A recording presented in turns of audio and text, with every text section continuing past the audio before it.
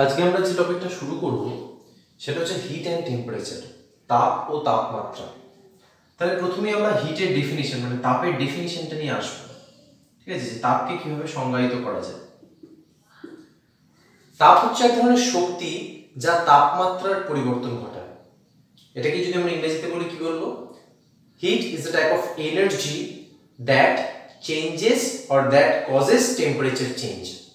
ঠিক, এবার দেখো কোন একটা বস্তু, ধরো এই একটা আমি কথাই বলছি যে 10 ডিগ্রি সেলসিয়াস টেম্পারেচারে আছে, আমি এর উপর কি দিলাম? তাপ প্রয়োগ করলাম। এইভাবে তাপকে লেখা হয়, তাপ প্রয়োগ করলাম। তার ফলে কি হয়ে গেল? বস্তুটা একই রইল, টেম্পারেচারটা চেঞ্জ হয়ে গেল 20 ডিগ্রি সেলসিয়াস। তার মানে কি হলো? পরিবর্তন হলো, তাপমাত্রার পরিবর্তন হলো। এই যে 10 ডিগ্রি সেলসিয়াস থেকে 20 ডিগ্রি সেলসিয়াস হয়ে গেল কিসের জন্য? মানে তাপের জন্য। তাহলে সেটাই আমরা বলছি ডেফিনিশনে কি না, তাপ হচ্ছে এক ধরনের শক্তি যা তাপমাত্রার পরিবর্তন ঘটায়। এবার তাপের একক কি কি আছে? ঠিক আছে, একক বা ইউনিট কি কি আছে দেখো। এসআই ইউনিট হচ্ছে জুল, আর সিজিএস ইউনিট হচ্ছে ক্যালোরি। অনেক সময় একটা শর্ট কোশ্চেন পড়ে 1 calorie equals to dash joule. ঠিক আছে, এটা তোমরা খুব ভালোভাবে জেনে রাখবে, সেটা হচ্ছে 4.2 joule. 1 calorie equals to 4.2 joule, এটা হচ্ছে ক্যালোরি আর জুলের রিলেশন। আবার অনেক সময় একটু ঘুরিয়েও দেয়, কিরকম ভাবে না 1 joule equals to dash calorie, কিছুই না 1/4.2 করে দেখে নেবে কত হচ্ছে। আচ্ছা, এরপর আমরা আসছি, প্রথমে তাপ বললাম, এবার বলবো তাপমাত্রা। দেখো তাপমাত্রা কাকে বলবো না, তাপের পরিমাপকে তাপমাত্রা বলবো। কি বললাম? তাপের পরিমাপ, তা কি বলবো? তাপমাত্রা। এটা ডেফিনিশন যদি বলতে হয় তাহলে কি বলবো না, তাপের পরিমাপ। the measurement of heat is known as temperature। তাহলে টেম্পারেচারের ইউনিট কি কি মানে একক কি কি? দেখো এর একক হচ্ছে, যেমন পরম একক হচ্ছে কেলভিন, এছাড়া সেলসিয়াস, ফারেনহাইট এরকম ধরা একক আছে। এবার দেখো আমরা এই এককগুলোর মানে এই যে কেলভিন, সেলসিয়াস, ফারেনহাইট এদের মধ্যে কিছু রিলেশন আছে, রিলেশনগুলো আমরা দেখব। তার আগে কিছু টার্মস তোমাদেরকে বলি। ঠিক আছে, সেই টার্মস গুলো জানলে এগুলো বুঝতে তোমাদের খুব সুবিধা হবে। সেটা হচ্ছে upper fixed point, upper fixed point, আর এটা হচ্ছে lower fixed point, lower fixed point, আর এটা হচ্ছে ফান্ডামেন্টাল ডিফারেন্স বা ফান্ডামেন্টাল ইন্টারভেল, যা খুশি ফান্ডামেন্টাল ডিফারেন্সে লিখছি। এটাকে ধরো শর্টে লিখছি ইউ, এটাকে শর্টে লিখছি এল, এটাকে লিখছি ডি। ঠিক আছে, আপার ফিক্সড পয়েন্ট মানে হচ্ছে যে টেম্পারেচারে জল ফোটে, বয়েল করতে স্টার্ট করে, তাহলে সেটা কত? 100 ডিগ্রি সেলসিয়াস। এটা হচ্ছে সেলসিয়াসে। ফারেনহাইটে কত? লোয়ার ফিক্সড পয়েন্ট মানে যে টেম্পারেচারে জল জমতে শুরু করে, তার মানে 0 ডিগ্রি সেলসিয়াস। আর তাহলে এদের ফান্ডামেন্টাল ইন্টারভ্যাল কত হচ্ছে? এদের ফান্ডামেন্টাল ইন্টারভ্যাল হচ্ছে দেখো 100 - 0 মানে হচ্ছে 100। আবার এই মাপগুলি ফারেনহাইট স্কেলে আমরা লিখব। সেটা হচ্ছে ফারেনহাইট স্কেলে জল ফুটতে আরম্ভ করে 212 ডিগ্রি ফারেনহাইটে। লোয়ার ফিক্সড পয়েন্ট হচ্ছে ফারেনহাইট স্কেলে 32 ডিগ্রি ফারেনহাইট। তাহলে ফান্ডামেন্টাল ইন্টারভ্যাল কত হচ্ছে? 212 - 32 মানে হচ্ছে 180। ঠিক আছে, এবার দেখো আমরা কিভাবে সি আর এফ এর মধ্যে রিলেশনটা বের করব। Relation between C and F. দেখো আমাদের সবসময় যেটা ক্যালকুলেশনটা হবে সেটা হচ্ছে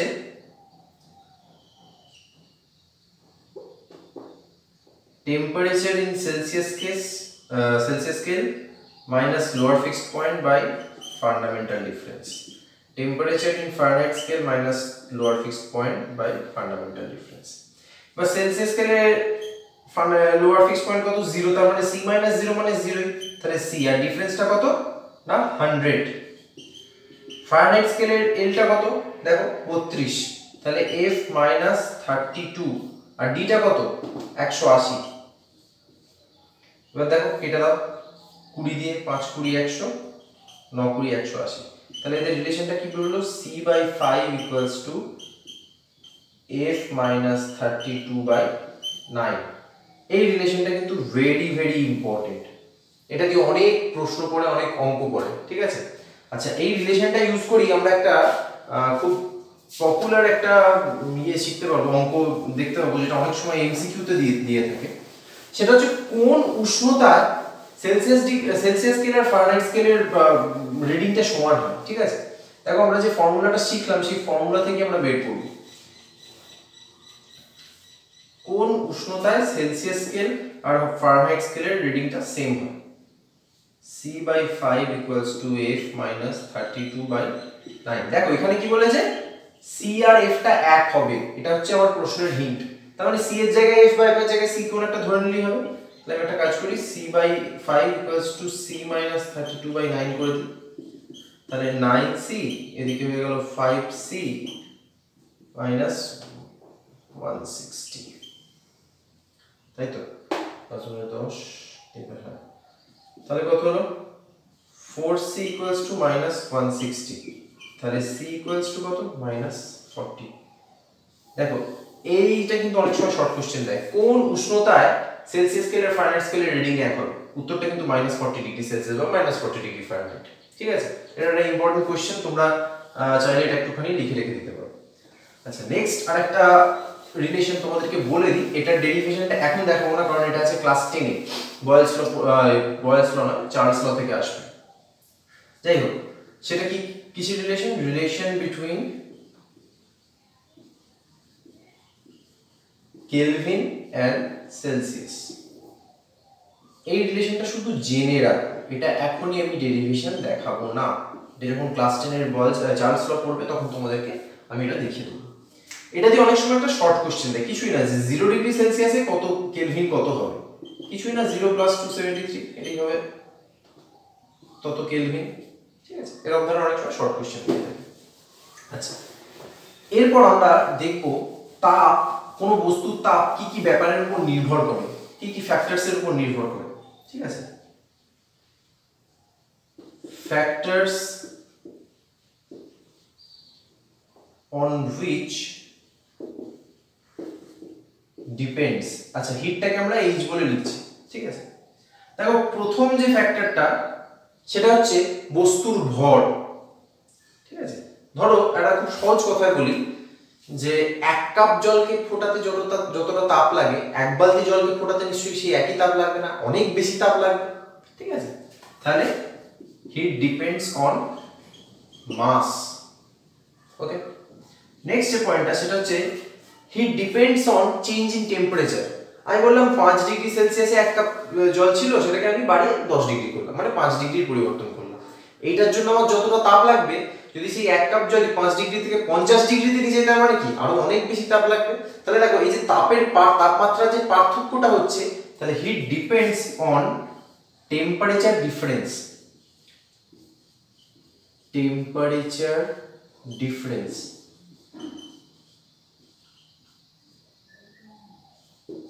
আর একটা ফ্যাক্টরের উপর কি, heat depends on nature of substance. জলকে গরম করতে যতটা তাপ লাগে, দুধকে গরম করতে কি ততটা তাপ লাগে। তাহলে সাবস্টেন্স টু সাবস্টেন্স টেম্পারেচারটা ভ্যারি করে, এই হিট রিকোয়ারমেন্টটা ভ্যারি করে, ঠিক আছে। তাহলে এই যে ইয়েগুলো তোমার ফ্যাক্টরস গুলো, এটা থেকে আমরা একটা ফর্মুলায় আসবো, কি বলতো। দেখো মাস হচ্ছে m, টেম্পারেচার ডিফারেন্স মানে হচ্ছে ধরো T2 - T1, এটাকে আমরা যদি স্মল t ধরি, তাহলে h ভ্যারিজ অ্যাজ mt, ঠিক আছে। এবার আমরা জানি যখনই সমানুপাতিক থেকে সমানে আসে তখন একটা কি আসে, সমানুপাতিক ধ্রুবক আসে। ধরো আমি সেই ধ্রুবকটাকে বললাম s, mt। এবার এই s টা কি, দেখো আরেকটা ফ্যাক্টর ছিল নেচার অফ দা সাবস্টেন্স। এই s টা হচ্ছে প্রত্যেকটা বস্তুর আপেক্ষিক তাপ, স্পেসিফিক হিট, ঠিক আছে।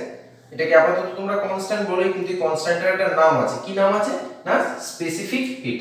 সেটা এবার আমরা লিখব।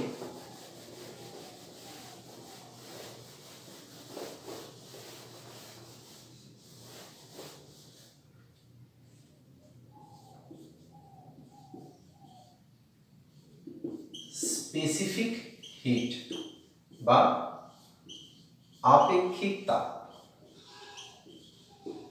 এই আপেক্ষিক তাপ আমরা কাকে বলবো সেটা একটু দেখি। তাহলে আমাদের ফর্মুলাটা কি দাঁড়ালো না h ইকুয়ালস টু mst, তাহলে s ইকুয়ালস টু কি দাঁড়ালো h বাই mt,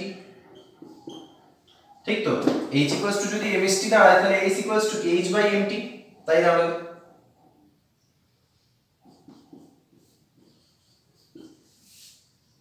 এইবার দেখো তাহলে আমাদের এই আপেক্ষিক তাপের ইউনিটটা কি দাঁড়ালো না, হিটের ইউনিট কি জুল, মাসের ইউনিট কি কেজি, আর টেম্পারেচার ডিফারেন্সের ইউনিট কি ধরো Celsius, joule per KG degree Celsius, ঠিক আছে? আচ্ছা, এই আপেক্ষিক তাপ কাকে বলবো তো বলো তো? আপেক্ষিক তাপ বলবো কোন বস্তুর, ঠিক আছে, কোন বস্তুকে 1 গ্রাম ভরের কোন বস্তুকে যদি 1 ডিগ্রি সেলসিয়াস উচ্চতা বাড়াতে চাই তাহলে যে পরিমাণ তাপের দরকার হবে তাকে বলবো আমরা আপেক্ষিক তাপ। কি বলবো না 1 গ্রাম বলাটা ভুল হলো, একক ভরের, একক ভরের কোন বস্তু উষ্ণতার একক বৃদ্ধির জন্য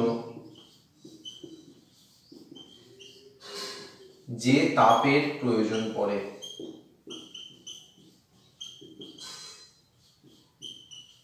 তাকে আমরা কি বলবো আপেক্ষিক তাপ। দেখো এটা যদি আমরা ওই অঙ্কের ভাষা থেকে বলি তাহলে কিন্তু বোঝা খুব সোজা, কি s equals to h by mt ছিল, তো আমি বলছি m টাকেও 1 করে দাও, t টাকেও 1 করে দাও, তাহলে 1 ইনটু 1 মানে 1, h বাই 1 মানে h, তাহলে s ইকুয়ালস টু h হয়ে যাচ্ছে। আমি সেটাই বলেছি, দেখো যে তাপের প্রয়োজন কিসের জন্য না একক ভরের কোন বস্তুর একক উষ্ণতা বৃদ্ধির জন্য, বুঝা গেল?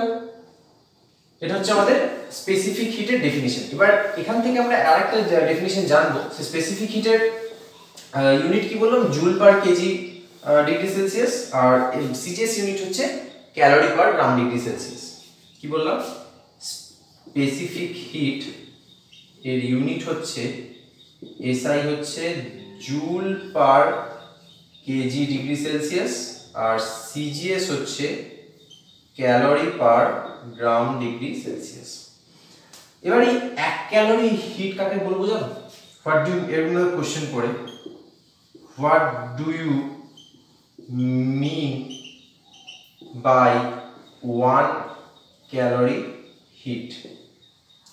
1 গ্রাম জল, বোঝ ভালো করে ব্যাপারটা, 1 গ্রাম জল যে উষ্ণতাই থাকুক না কেন তার 1 ডিগ্রি উষ্ণতা বৃদ্ধি করার জন্য যে তাপ লাগে তাকে বলবো 1 ক্যালোরি হিট।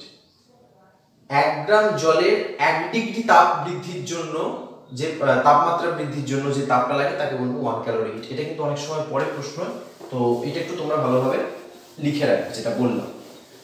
আচ্ছা আচ্ছা, এই যে তাপ আর তাপমাত্রা পড়া হলো, এটা কিন্তু অনেক সময় ডিফারেন্স পড়ে যে তাপ আর তাপমাত্রার পার্থক্য লেখো, ঠিক আছে? তাহলে তাপ আর তাপমাত্রার পার্থক্য তোমরা কিভাবে বলবে না তাপটা হচ্ছে কারণ, তাপমাত্রাটা হচ্ছে ফলাফল, ঠিক তো? তাপ দিচ্ছ বলেই তাপমাত্রাটা আসছে, তাপমাত্রা মানে কি তাপের পরিমাপ। তাহলে প্রথমে সংজ্ঞা দুটো লিখবে, তারপর লিখবে তাপ হচ্ছে কারণ, তাপমাত্রা হচ্ছে ফলাফল। এবার তাপের একক লিখবে, তাপমাত্রার একক লিখবে, এভাবে দেখো 3খানা পয়েন্ট হয়ে গেল।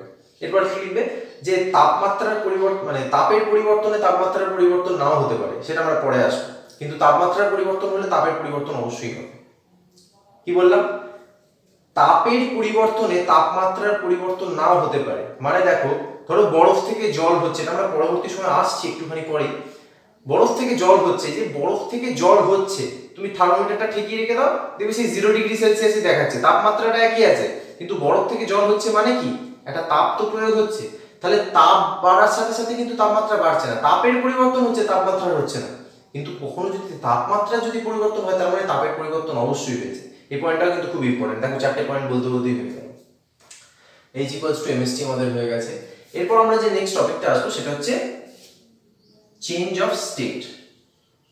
চেঞ্জ অফ স্টেট বা বাংলায় বললে অবস্থার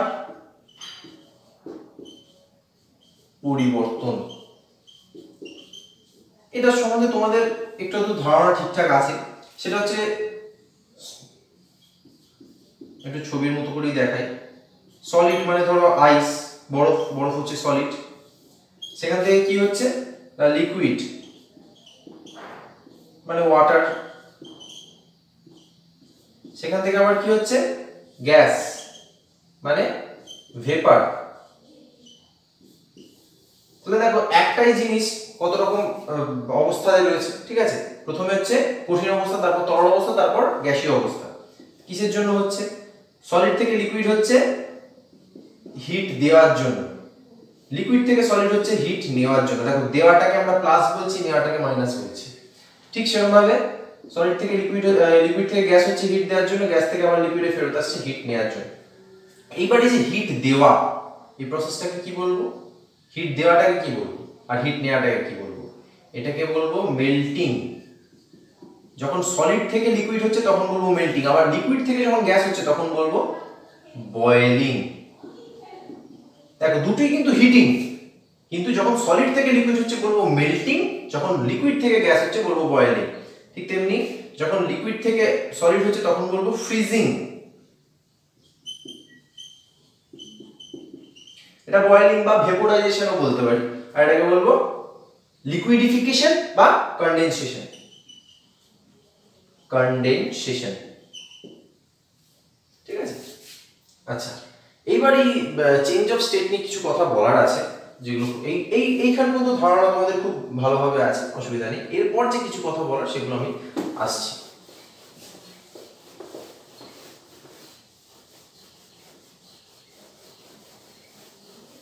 দেখো এই অবস্থার পরিবর্তনের সময় তাপমাত্রার পরিবর্তনের সাথে বস্তুর আয়তনের পরিবর্তনের একটা সম্পর্ক আছে। ঠিক আছে? কি বললাম?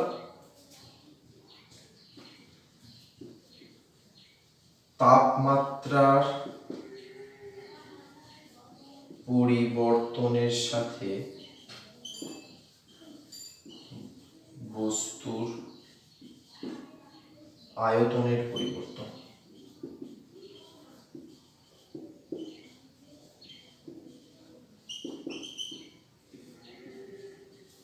কিরকম দেখো, আমি দুটো উদাহরণ দেবো, ঠিক আছে? দুটো উদাহরণে তোমরা বুঝতে পারবে।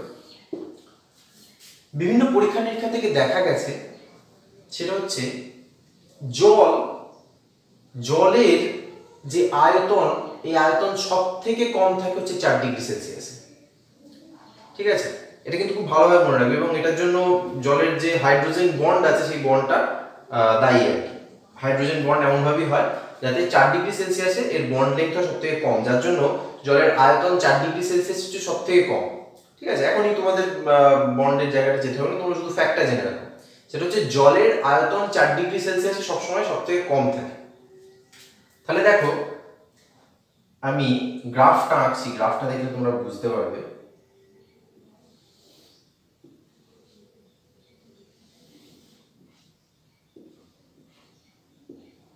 এদিকে আঁকছি আয়তন, এদিকে আঁকছি তাপমাত্রা।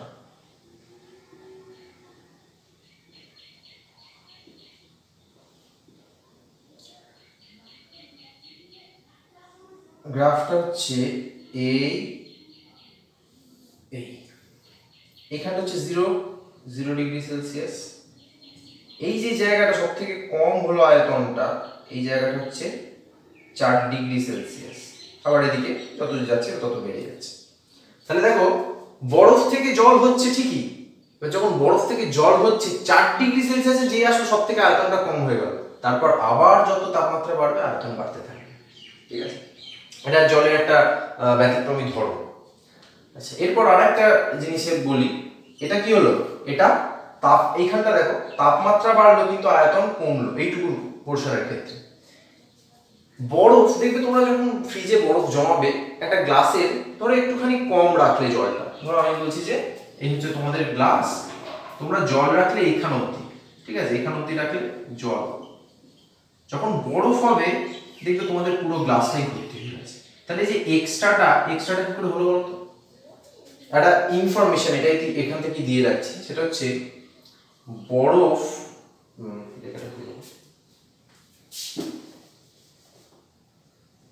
জল জমে বরফ হওয়ার সময়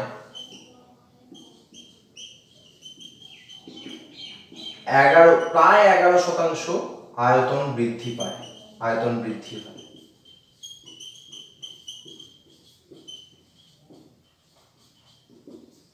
দেখো তাহলে তাপমাত্রার পরিবর্তনের সাথে সাথে বস্তুর আয়তনের পরিবর্তন বোঝা গেল।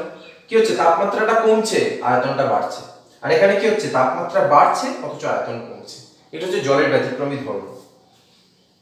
এটা একটুখানি তোমরা খুব ভালোভাবে এই টপিকটা একটুখানি খাতায় নোট ডাউন করে রাখবে, কারণ এটা নিয়ে অনেক সময় এক্সেপশনাল কিছু কোশ্চেন পড়ে এই একই কনসেপ্টের উপর। দেখবে এইটার উপর একটা অ্যাপ্লিকেশন কোশ্চেন থাকে যে ঠান্ডা দেশে মানে বরফের দেশে লোহার পাইপ ব্যবহার করা হয় না। কেন হয় না? তা ধরো পাইপের ভেতর তো জল থাকে সবসময়। এবার যখনই ঠান্ডা হাওয়া দেবে বা বরফ জমে যাবে সেই শীতকালে, তাহলে কি হচ্ছে, বরফ আয়তনে বেড়ে যাচ্ছে, যার জন্য যে প্রেশারটা পড়ে এতে পাইপ ফাটিয়ে দেয়। এই দেখো এই একই ফ্যাক্ট, এই ফ্যাক্টের উপর কোশ্চেন দিয়ে দিল। ঠিক আছে, এরপর আমরা যে নেক্সট টপিকটা আসবো সেটা হচ্ছে গলনাঙ্ক মানে মেল্টিং পয়েন্ট। আচ্ছা, মেল্টিং পয়েন্ট কাকে বলবো না, যে তাপমাত্রায় কোনো কঠিন গলে তরল হবে বা হচ্ছে তাকে বলবো মেল্টিং পয়েন্ট। ঠিক আছে, গলনাঙ্ক বাংলা কথা হচ্ছে গলনাঙ্ক, ইংরেজি কথা হচ্ছে মেল্টিং পয়েন্ট। তোমরা সবসময় চেষ্টা করবে ইংরেজি বাংলা দুটো একসাথেই জানার, এতে তোমাদের সুবিধা হবে। তাহলে কি বলছে না, গলনাঙ্কের উপর, আমি এটা একটু বাংলায় লিখছি, গলনাঙ্কের উপর চাপের প্রভাব।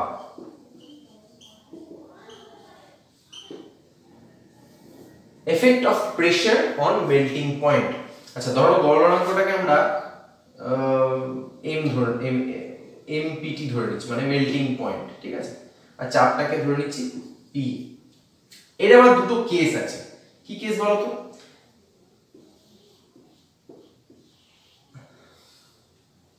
একটা হচ্ছে গলনের সময় যদি আয়তনের বৃদ্ধি পায়, গলনের সময়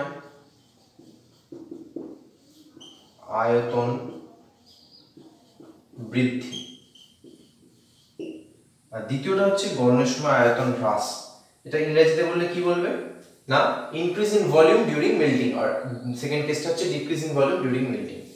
এটা হচ্ছে গলনের সময় আয়তন হ্রাস। হ্রাস মানে ডিক্রিজ আর বৃদ্ধি মানে হচ্ছে ইনক্রিজ। দেখো কি হচ্ছে, যখন গলানোর সময় কোনো কিছু আয়তন বৃদ্ধি পাচ্ছে, তার ক্ষেত্রে প্রেসারের সাথে মেল্টিং পয়েন্টটা কিন্তু সমানুপাতিক, মানে প্রেসার বাড়লে মেল্টিং পয়েন্ট বাড়বে। তাহলে গলনের সাথে সাথে যদি আয়তন বৃদ্ধি পায় তাহলে প্রেসারের সাথে মেল্টিং পয়েন্ট সমানুপাতিক, মানে চাপ বাড়ালে গলনাঙ্ক বাড়বে, যেটা আমাদের প্রেসার কুকারে ব্যবহার করা হয় এই প্রিন্সিপলটা। আর গলনের সময় যদি আয়তন হ্রাস পায় তাহলে তার ক্ষেত্রে কি হবে, চাপ বাড়ালে মেল্টিং পয়েন্ট কমবে। তার মানে এটা ছিল সমানুপাতিক, এটা হয়ে গেল ব্যস্তানুপাতিক।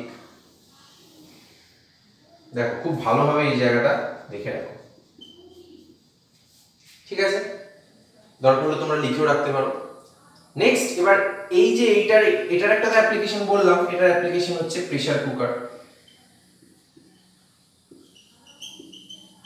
ঠিক আছে, এটার একটা অ্যাপ্লিকেশন বলবো, সেটা হচ্ছে রেগুলেশন বা পুনঃশীলী ভবন। এটা এখন থাক লিখছি না, এরপরে লিখবো। দেখবো চাপ বাড়ার সাথে সাথে কিভাবে মেল্টিং পয়েন্টটা কমছে। দেখো মুছছি এটা। এবার আমরা যে টপিকটা আসছি সেটা হচ্ছে রেগুলেশন বা পুনঃশীলী ভবন। দুটো কথাই খুব ভালোভাবে জানবে, রেগুলেশন বা পুনঃশীলী ভবন। আমি দুটো টার্মই লিখে দিচ্ছি কারণ এই প্রশ্নটা অনেকবার শর্ট কোশ্চেনে আসে। রেগুলেশন বা পুনঃশীলী ভবন কিছু না, এটা একটা এক্সপেরিমেন্ট। ছবির মাধ্যমে তোমরা যখন প্রশ্ন আসবে, এটা ছবির মাধ্যমে তোমরা দেখিয়ে দেবে।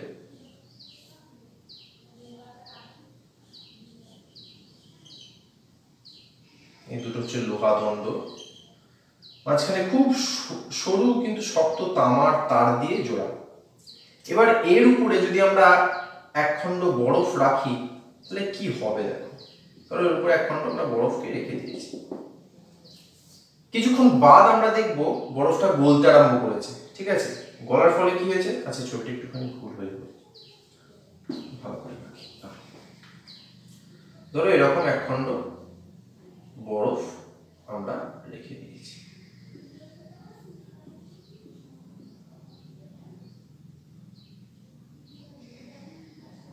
ঠিক আছে। এরকম এক খণ্ড আমরা বরফকে রেখে দিয়েছি এটার মধ্যে দিয়ে, এটার উপর দিয়ে, ঠিক আছে।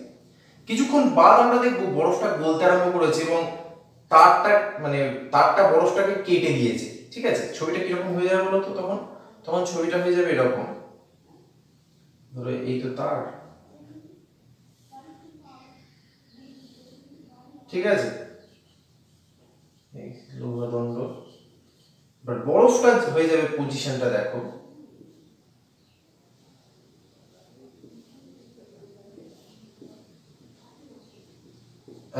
তার মানে কি বরফটার মাঝখান দিয়ে তারটা চলে এসেছে।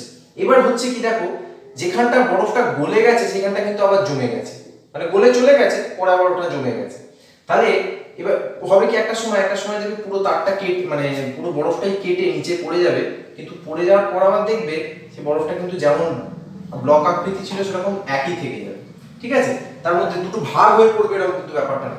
তাহলে রেগুলেশন বা পুনঃস্থিতি ভবনের সংজ্ঞা যদি লিখতে হয় তোমরা কি লিখবে না, চাপের প্রভাবে যখন বরফ গলে যায় এবং চাপ মুক্ত করার সাথে সাথে যখন বরফ আবার জমে যায়, এই ঘটনাটাকে বলা হচ্ছে রেগুলেশন বা পুনঃস্থিতি ভবন। কি বললাম, যেই চাপ দিলাম তখনই কি হলো, মেল্ট করে গেল, মানে গলে গেল, আর যেই চাপটাকে সরিয়ে নিলাম তখনই আবার কি হয়ে গেল না, ফ্রিজ করে গেল, জমে গেল।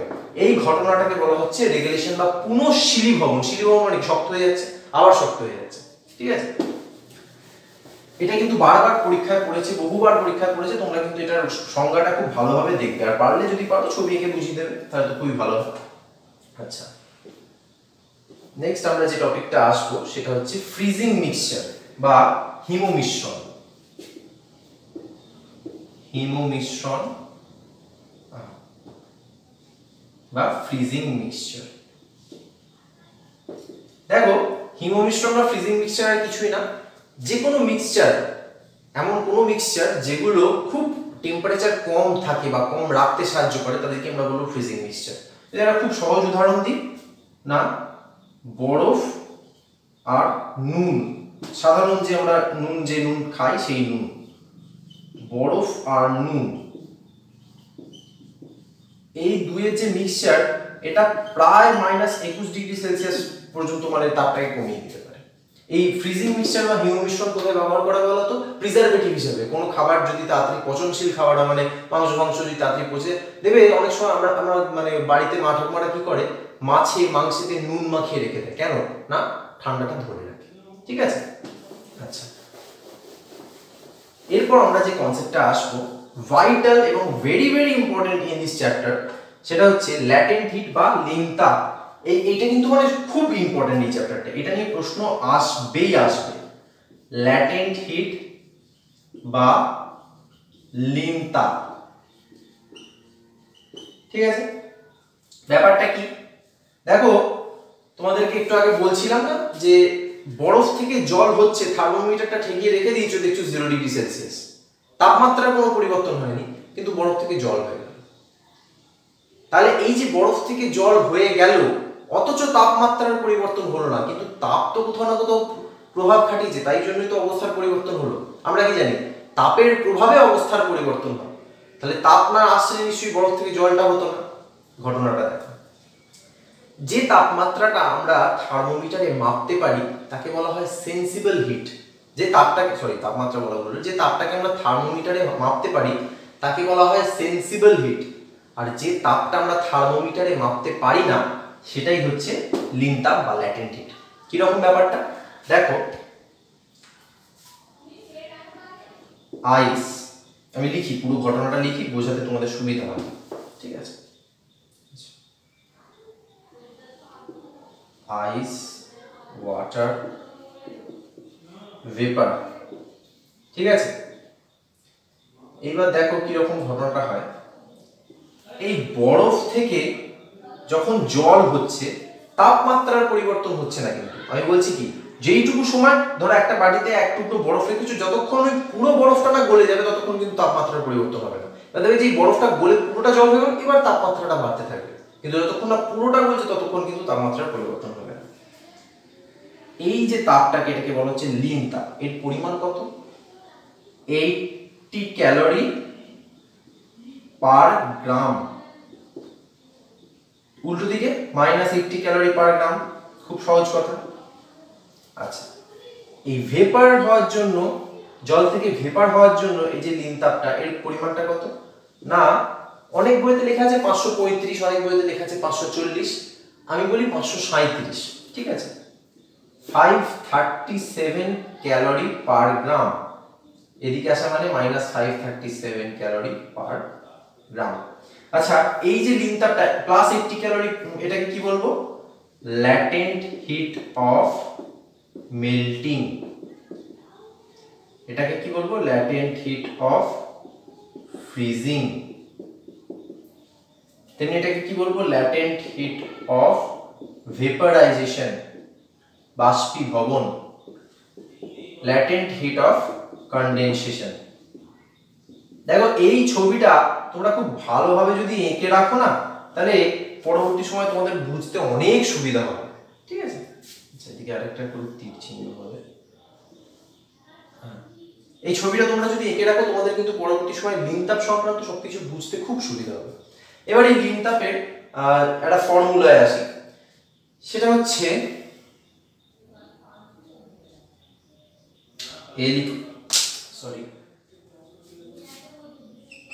L equals to H/m। কি না, দেখো এই যে কি বললাম, 80 ক্যালোরি পার গ্রাম, তার মানে একক ভরের কোন বস্তুর অবস্থার পরিবর্তন চলাকালীন যে তাপের পরিবর্তন হয় তাকে বলবো লিন তাপ, ঠিক? তাহলে এই যে ফর্মুলাটা L equals to H/m, এই ফর্মুলাটা থেকে আমরা একটু H এর ভ্যালুটাকে ডিরাইভ করে নেব। কি রকম না, L equals to H/m, তাহলে সেখান থেকে যদি H বের করতে চাই তাহলে কি হবে? H equals to ml, ঠিক আছে? বোঝা গেল? তাহলে H equals to ml। এর আগে একটা ফর্মুলা কি পেয়েছিলাম? H equals to mst। এখন একটা কি পেলাম? H equals to ml। তাহলে এবার তোমাদের প্রশ্ন জাগবে যে এই দুটো ফর্মুলা, দুটোই তো H বার করছি, কখন কোনটাকে ব্যবহার করব? দেখো, এইটা হবে, আচ্ছা আমি বলে দিচ্ছি, ভালো করে বলে দিচ্ছি, এটা মুছি।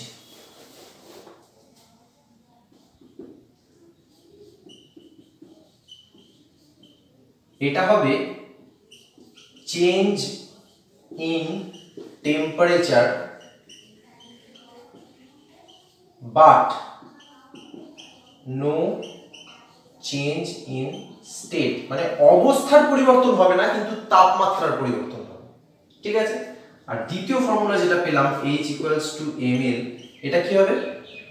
Change of state but no change in temperature. তার মানে হচ্ছে অবস্থার পরিবর্তন, আচ্ছা এই আগেরটা হলো তাপের পরিবর্তন, তাপমাত্রার পরিবর্তন হবে কিন্তু অবস্থার পরিবর্তন হবে না। এটা হচ্ছে অবস্থার পরিবর্তন হবে কিন্তু তাপমাত্রার কোনো রকম পরিবর্তন হবে না। এই রকম যে কেসগুলো থাকবে, একটার ক্ষেত্রে H equals to mst ব্যবহার করব, একটা ক্ষেত্রে H equals to ml ব্যবহার করব। একটা অঙ্ক করে তোমাদেরকে দেখাবো দুটো ফর্মুলা কিভাবে আমরা ইউজ করছি। তার আগে আমি একটা গ্রাফ আঁকি, যেমন এর আগে ওই বরফের আয়তন আর তাপমাত্রার গ্রাফটা এঁকেছিলাম না, মানে এই গ্রাফটার কথা বলছি। 4 ডিগ্রি সেলসিয়াসে সব থেকে কম, এটা হচ্ছে 4 ডিগ্রি সেলসিয়াস, এটা এঁকেছিলাম তো, ঠিক আছে? এবার এরকম একটা গ্রাফ আঁকবো যেটা থেকে আমরা লিন তাপটা খুব ভালোভাবে বুঝতে পারবো, ঠিক আছে? দেখো,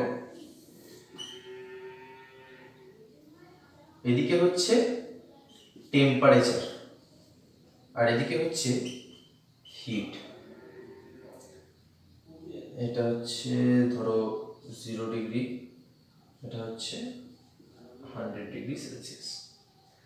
এই ছিল বরফ, তাপ দেওয়ার ফলে জল হলো, দেখো বরফ, ঠিক আছে? বা তাপ দেওয়ার ফলে বরফের উষ্ণতাটা বেড়ে 0 ডিগ্রিতে এলো।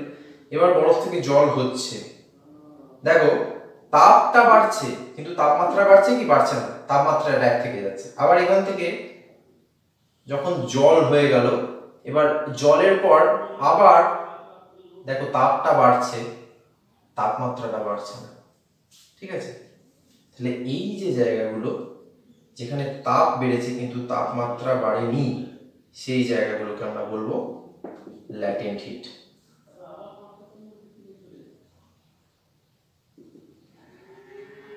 এটাকে বলবো ল্যাটেন্ট হিট। এখানে কি ছিল, এখানে ছিল আইস, এখানে হয়েছে ওয়াটার, এখানে হয়েছে ভেপার। বুঝতে পেরেছো? এই আগের গ্রাফটাও যেরকম ইম্পর্টেন্ট ছিল, এই গ্রাফটাও কিন্তু খুব ইম্পর্টেন্ট। এই চ্যাপ্টারে এই দুটো গ্রাফ কিন্তু খুব ইম্পর্টেন্ট, অল্টারনেটিভলি অনেক সময় শর্ট কোশ্চেন নি লং কোশ্চেন ডেরিভেশনে পড়ে। এইবার এই ল্যাটেন্ট হিট নিয়ে বা তাপের ফর্মুলাগুলোকে নিয়ে একটা অঙ্ক বলি, যে বললো find the amount of heat required to change an ice of mass 10 gram at -5°C to water at 20°C। দেখো এখানে কথা খেয়াল রাখতে হবে কি, আইস মাস কত 10 গ্রাম, ফার্স্টে কত ছিল -5°C, সেটা থেকে কি হলো ওয়াটার কত ডিগ্রি সেলসিয়াস 20°C। এবার দেখো এটাকে যত ছবির মতো আঁকবে তত তোমাদের বুঝতে সুবিধা হবে। ফার্স্টে ছিল আইস at -5°C, সেখান থেকে কি হলো আইস at 0°C, সেখান থেকে কি হলো ওয়াটার at 0°C, সেখান থেকে কি হলো না ওয়াটার at 20°C। দেখো মাঝখানের এই স্টেপটা কিন্তু খুব ইম্পর্টেন্ট। এইখানে কি হচ্ছে দেখো, তাপমাত্রার পরিবর্তন হচ্ছে কিন্তু অবস্থার কোনো পরিবর্তন হচ্ছে না। তার মানে আমরা কি ব্যবহার করব, এখানে ব্যবহার করব H = mst। এখানে দেখো অবস্থার পরিবর্তন হচ্ছে কিন্তু তাপমাত্রার কোনো পরিবর্তন হচ্ছে না, তাহলে এটার জন্য কি ব্যবহার করব H = ml। আবার দেখো অবস্থার কোনো পরিবর্তন হচ্ছে না, জল ছিল জলই আছে, তাপমাত্রার পরিবর্তন হচ্ছে, তাহলে এখানে কি ব্যবহার করব H = mst। এবার দেখো যেখানে যা ভ্যালু আছে, m এর ভ্যালু কত আছে 5, না কত আছে 10 গ্রাম, স্পেসিফিক হিট ওয়াটার আইস একই ধরে নিচ্ছি, ঠিক আছে। স্পেসিফিক হিট অফ ওয়াটার হচ্ছে 1 ক্যালোরি, আর টেম্পারেচার ডিফারেন্স হচ্ছে 5, তাহলে এটা কত হবে 5 × 5 মানে হচ্ছে 25, ঠিক আছে। এটা হলো 25 ক্যালোরি। এদিকে কতটা হচ্ছে দেখো H = ml, m টা কত 10, এই হ্যাঁ সরি এটা 5 নয়, এটা 10 × 5 হবে, তাহলে এটা হবে 50। এটা হলো 10 × 80 তার মানে 800, আর এটা কি হলো mst, s টা তো 1 জলের ক্ষেত্রে, তাহলে 10 × টেম্পারেচার ডিফারেন্স কত 20, তার মানে হচ্ছে 200, তাহলে টোটাল হিট কত হলো 50 + 800 + 200, তার মানে কত 1050 ক্যালোরি। দেখো এটা ইম্পর্টেন্ট অঙ্ক, তোমাদেরকে দুটো ফর্মুলা ব্যবহার করি দেখিয়ে দিলাম, বুঝা গেল? এইভাবে তোমাদেরকে কিন্তু এরকম অঙ্ক যদি ছবি এঁকে নাও তাহলে কিন্তু বুঝতে কোনো অসুবিধা হবে না, এবার ছবির মতো করে বুঝে করবে তাহলে কোনো সমস্যা হয় না। আচ্ছা, লাস্ট যে টপিকটা আমরা এই চ্যাপ্টারের আসছি সেই টপিকটা হচ্ছে ট্রান্সমিশন অফ হিট, মানে তাপ কিভাবে পরিবহন হয়, তাপের পরিবহন।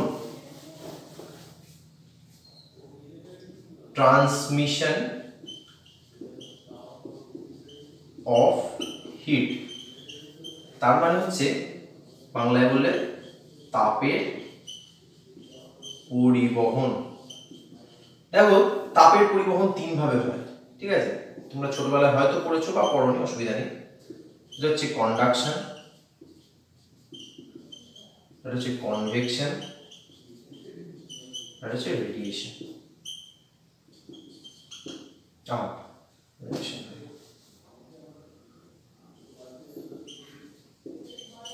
খুব সহজে মনে রাখার উপায় কি, কন্ডাকশন মানে হচ্ছে সলিড কঠিন সলিডের মধ্যে যে তাপের পরিবহনটা হবে সেটা হবে কন্ডাকশন। কিরকম না, ধরো একটা চামচ, ঠিক আছে, তুমি এখানে আগুন দিচ্ছ, দেখবে এখানটাও গরম হয়ে গেছে, তাহলে কি হলো, এই সলিডের মধ্যে দিয়ে তাপটা চলে যাবে। কনভেকশন হচ্ছে লিকুইড বা গ্যাস, দুটোই, শুধু লিকুইড নয়, লিকুইড বা গ্যাস বা একসাথে ফ্লুইডও বলতে পারো। দেখবে যখন একটা জায়গায় যদি কাঁচের জায়গায় বা বিকারে জল গরম করো, দেখবে জলটা কিভাবে বলো তো, নিচের জলটা গরম হয়ে এভাবে উপরে উঠে যায়, আবার উপরে ঠান্ডা জলটা নিচে নেমে আসে, মানে এইভাবে চলতে থাকে ব্যাপারটা, ঠিক আছে। দেখো নিচেটা গরম হয়ে উপরে উঠে যাচ্ছে আর উপরের ঠান্ডাটা আবার নিচে নেমে আসছে, ঠিক আছে। এটা খুব সহজে বুঝতে পারবে যদি জল গরম করার সময় দু ফোঁটা তাতে কালি ফেলে দাও, দেখবে কালিটা ফার্স্টে ডুবে যাবে, দিয়ে আবার ভেসে উঠবে, বুঝলে না? আচ্ছা, আর রেডিয়েশনের জন্য কিন্তু কোনো রকম মাধ্যমের প্রয়োজন হয় না, নো মিডিয়াম।